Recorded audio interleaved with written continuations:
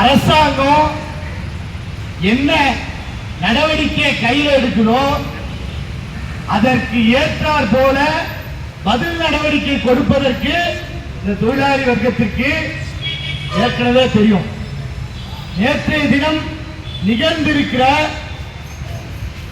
போக்குவரத்து தொழிலாளர்களுடைய நியாயமான போராட்டத்திற்கு அரசாங்கத்தினுடைய எதிர்வினை என்பது ஒருபோதும் ஏற்றுக்கொள்ள முடியாத ஒரு விஷயம். நாடு முழுக்க இந்த தோழர்களுடைய போராட்டத்திற்கு நியாயமான கோரிக்கைக்கு ஆதரவு தெரிவித்து உங்களுக்கு உறுதுணையாக உடன் நிற்போம் என்பதை தெரிவித்துக் கொள்வதற்காக தான் இந்த போராட்டத்தில் நாம் வந்து உறுதியாக துணை நிற்போம். என்ன ஓய்வு பெற்ற தொழிலாளி போராடுறான் அவன் விகரசா இருக்க மாட்டான்னு அரசாங்கம் நினைச்சிட கூடாது, சேர்த்து சொல்ல வேண்டி இருக்குது. நாங்க இளைஞர்களும் வந்திருக்கோம், நீ முடிவு பண்ணிக்கோ போராட்ட வடிவத்தை எப்படி எடுத்துக்கலான்றத. நாங்க கூட சொல்லல, ரஜினி காயின் போட்டு சொல்லுவார்ல, கத்தி சொல்லிட்டு கத்தியை நீ எடுத்தா சமாதானம், நானா எடுத்தா சண்டைங்களாம்ல, அதான் நம்மளும் சொல்றோம். நீ முடிவு பண்ணிக்கோ, கோரிக்கை நிறைவேற்றினா சமாதானம். என்ன சொல்றோம், நேற்று கூட பேச்சுவார்த்தை கூப்பிடு, பேசு, பேச்சுவார்த்தை மூலமாக இந்த கோரிக்கையை நிறைவேற்றுவதன் மூலமாக இந்த போராட்டத்தை தீர்வு காணலாம். வேற என்ன வடிவத்தை நீ எடுத்தாலும் இதுக்கு தீர்வு காண முடியாது. நீ வந்து தொழிலாளி அரசாங்கத்திற்காக தன்னுடைய வாழ்நாள் முழுவதும் பணியாற்றிய தொழிலாளிக்கு அவனுக்கு நியாயமாக போய் சேர வேண்டிய நிதியை ஒதுக்குவதில் அரசாங்கத்திற்கு தயக்கம் சொன்னா, அதற்கு கஜானால நிதி இல்லைன்னு காரணம் காட்டுறேன்னு சொன்னா, இந்த துறையை தனியார்கிட்ட விட்டுட்டு மிச்சம் இருக்கிற தொழிலாளியையும் அம்போது நட்டாத்துல விடுவேன்னு சொன்னா, அதை வேடிக்கை பார்ப்பதற்கு தமிழகமும் தமிழ் சமூகமும் தமிழக மக்களும் சாதாரண ஆட்கள். ஏன்னா நீ தான் சொல்ற, என்ன சொல்ற, இது பெரியார் மண்ணுன்ற, நீ தான் சொல்ற இது அண்ணா மண்ணுன்ற. பெரியாரும் அண்ணாவும் நீ இதெல்லாம் செஞ்சா பேருக்கு பார்த்துட்டு வீட்டுக்கு போயிடுவாங்களா? பெரியார் கைத்தடி எடுத்து அடிக்க மாட்டாரு. ஏன்னா சமூக நீதி பேசுற, இதான் உன் கோட்பாடுன்னு சொல்ற. தொழிலாளி தன்னுடைய உரிமைக்காக போராடுறானா, அதுக்கு எதிராக நான் அவனை கைது பண்ணுவேன், அவன் கோரிக்கை கேட்க மாட்டேன்னு சொன்னா பெரியார் தடியை திருப்பி அடி போட மாட்டாரு.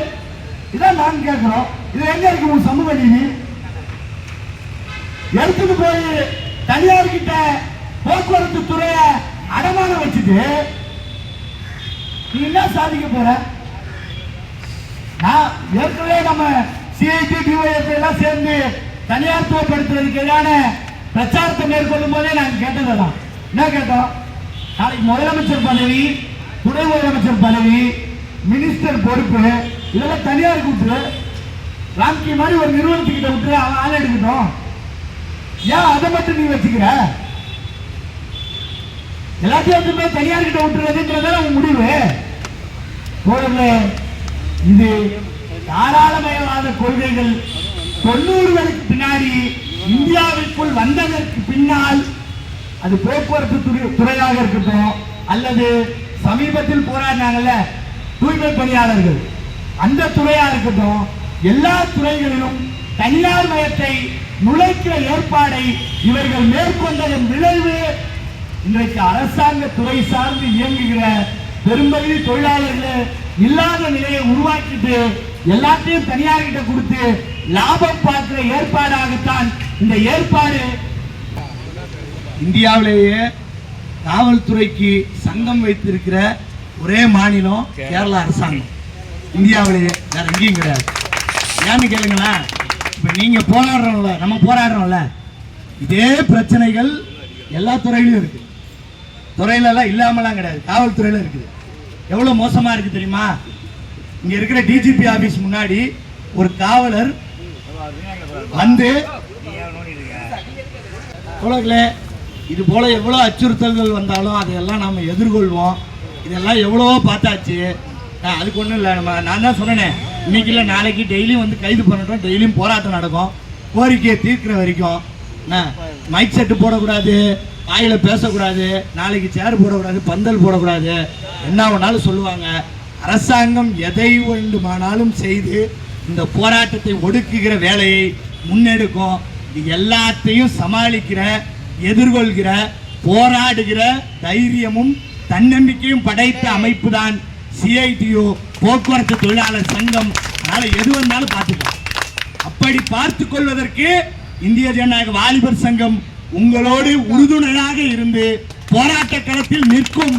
தேவை என்றால் கோட்டை கொத்தளங்களில் கேட்கும் வரை இந்த போராட்டத்தை வீரியமிக்க போராட்டமாக முன்னெடுக்கும் என்பதை இந்த நேரத்திலே சொல்லிக்கொண்டு, தொடர்ந்து காத்திருப்பு போராட்டத்தில் ஈடுபட்டிருக்கிற அத்தனை தொழிலாளர் தோழர்களுக்கும் இந்திய ஜனநாயக வாலிபர் சங்கத்தின் தென் சென்னை மாவட்ட குழுவின் சார்பாக புரட்சி கலந்த வாழ்த்துக்களையும் வணக்கங்களையும் தெரிவித்துக் கொண்டு பேச வாய்ப்பளித்தமைக்கு நன்றி கூறி விடைபெறுகிறேன்.